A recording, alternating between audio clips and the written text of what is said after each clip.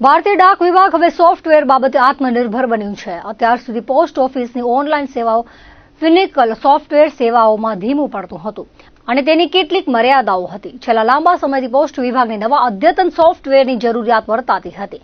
આજથી કચ્છની પોસ્ટ કચેરીઓમાં જૂના ફિનિકલ સોફ્ટવેરનું સ્થાન હવે પોસ્ટ વિભાગ દ્વારા તૈયાર કરવામાં આવેલા IT 2.0 સોફ્ટવેરે લીધું છે। ભુજની હેડ પોસ્ટ ઓફિસ ખાતે આજે નવા સોફ્ટવેરનું વિધિવત લોન્ચિંગ કરાયું હતું।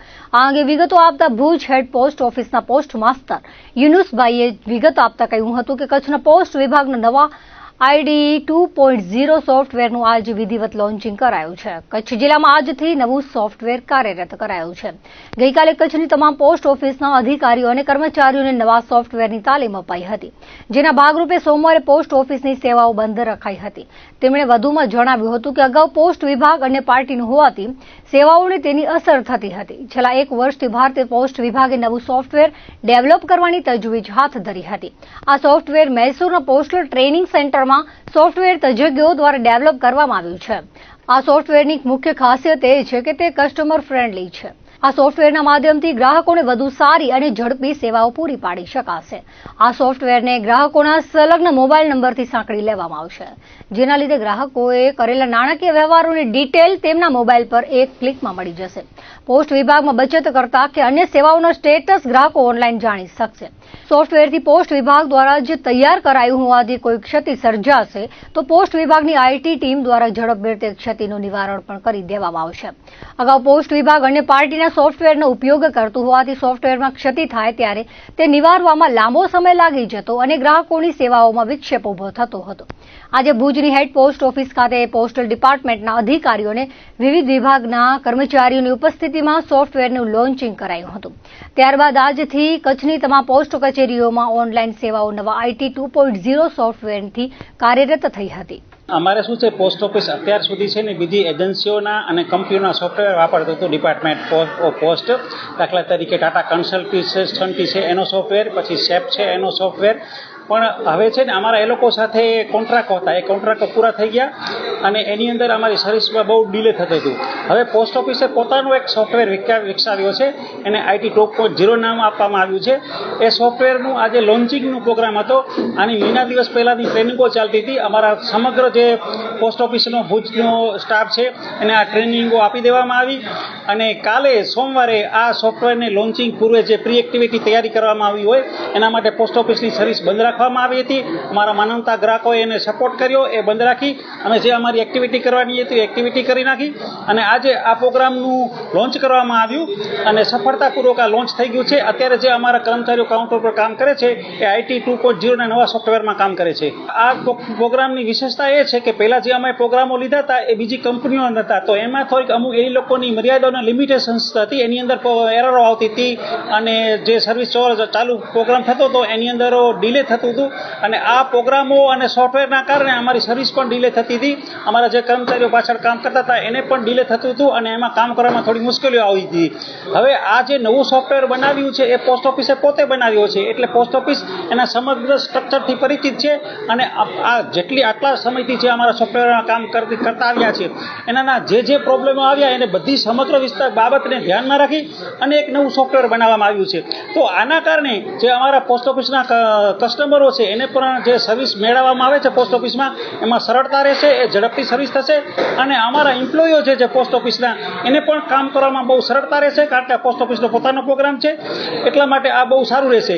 અને હવે આ જે અમારો પોસ્ટ ઓફિસનો પોતાનો પ્રોગ્રામ છે એટલે એની અંદર કોઈ ક્ષતિ જણાશે કે એની અંદર કોઈ વિઘ્ન આવશે તો પોસ્ટ ઓફિસની પોતાની એક IT ટીમ છે, તરત જ એનું સોલ્યુશન કરી દેવામાં આવશે અને આ સરળતાપૂર્વક સારી રીતે ચાલશે।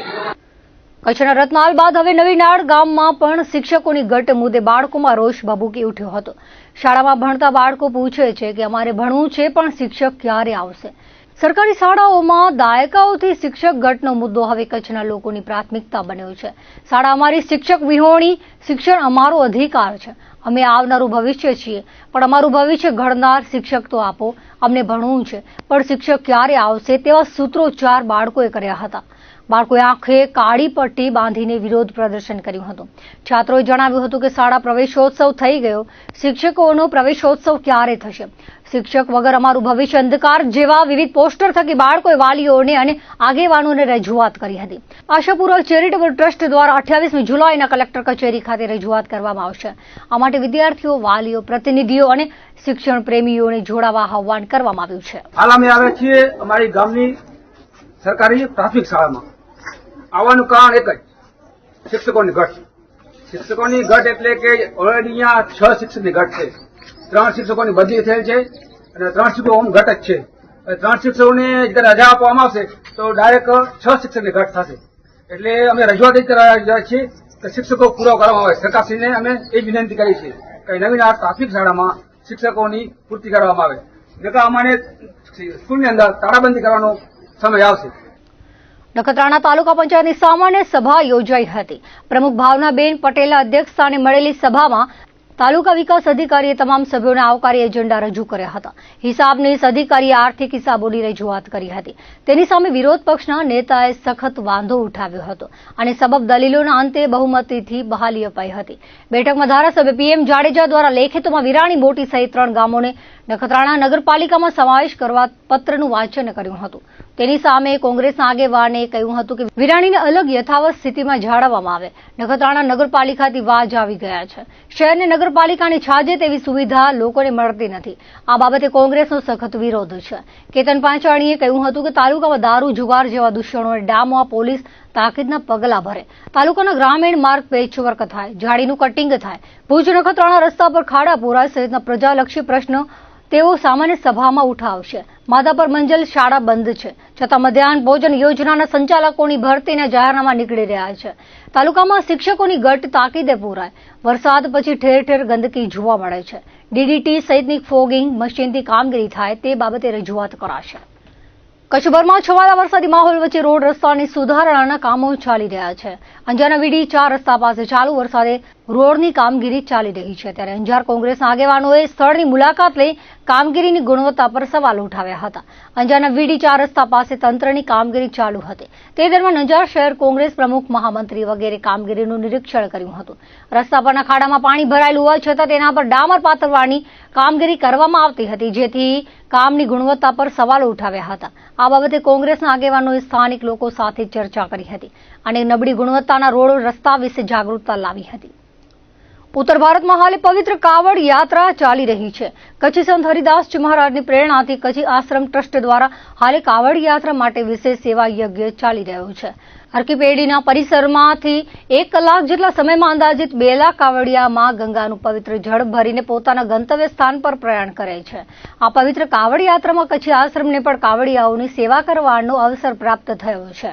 દરરોજ 1 કલાકમાં અંદાજિત 700 થી 800 કાવડિયા અને શ્રદ્ધાળુઓ ભોજન પ્રસાદની સેવાનો લાભ લઈ રહ્યા છે. આ પવિત્ર ભોજન સેવા યજ્ઞ દરરોજ સવારે 7 થી રાત્રે 9 વાગ્યા સુધી અવિરત ચાલે છે, જેમાં કાવડિયાઓ અને શ્રદ્ધાળુઓને રોટલી, શાક, કઢી, ખીર, ચા, ટોસ્ટ, ભાત, પકોડા, શરબતનું વિતરણ કરવામાં આવે છે. મહાપુરુષોના અવિરત વરસતા આશીર્વાદથી દરરોજ 10,000 જેટલા કાવડિયા અને શ્રદ્ધાળુઓની સેવા કરવામાં આવી રહી છે. આ ઉપરાંત દરરોજ 1500 થી 2000 જેટલા ભાવિકોની સેવા કરવાનો અવસર કચ્છી આશ્રમને મળી રહ્યો છે. આગામી 24મી જુલાઈના અષાઢ માસની અમાસ્ય તહેવારોની વણથંભી 4 માસ લાંબી સિઝન શરૂ થશે. દશામાના વ્રત આડે હવે ગણતરીના દિવસો બાકી રહ્યા છે. 24મી ભાવિક મહિલાઓ દશામાની સ્થાપના કરી વ્રતનો પ્રારંભ કરશે. ત્યારે ભુજ શહેરના વિવિધ વિસ્તારોમાં દશામાની આકર્ષક મૂર્તિઓનું વેચાણ કરવા જિલ્લા બહારથી કારીગરો આવી પહોંચ્યા છે. દર વર્ષે ભુજ શહેરમાં મૂર્તિઓનું ખૂબ સારું વેચાણ થતું હોવાનું તેઓ જણાવી રહ્યા છે. અમદાવાદથી બોલાવીને અહીંયા વેચીએ છીએ ભુજ, કચ્છ ભુજમાં. ને આપણે અત્યારે 22 તારીખ છે આજનો, ને કાલે 23 તારીખ છેલ્લો દિવસ, ને 24 તારીખના સ્થાપના છે માતાજીનો. જે હાલે છે એ હર સાલ ઈ જ લઈએ છીએ, એના ઉપર નથી લેતા. અમારે 15 વર્ષ થઈ ગયા શનિ ભુજના અંદર. બધા અલગ અલગ પ્રકારની મૂર્તિઓ છે. આશા તો હર સાલ થઈ જાય છે. જો 22 ને 23 તારીખ માતાજીની દુઆથી એકે નથી મૂર્તિ બચતી અમારે. તો દર્શક મિત્રો, હતા ત્યાર સુધીના કચ્છ ઉદય ટીવી સમાચાર. ફરી મળીશું નવા સમાચારો સાથે, નવી અપડેટ સાથે. ત્યાં સુધી મને રજા આપશો. નમસ્કાર.